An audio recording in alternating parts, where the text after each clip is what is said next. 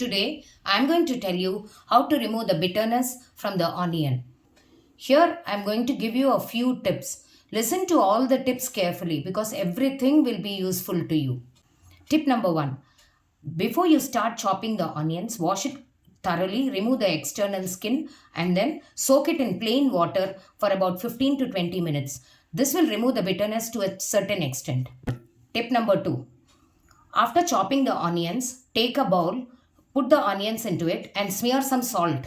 Now, what happens is after 15 to 20 minutes of resting, the salt pulls all the bitter taste of the onions. Now you can squeeze it, and this is ready for using it in sabjis or curries.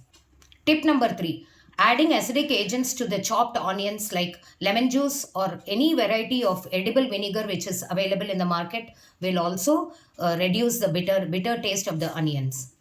In case you are adding vinegar to the chopped onions, you need to allow it to rest for about 15 minutes and then squeeze the onions out and then start using it.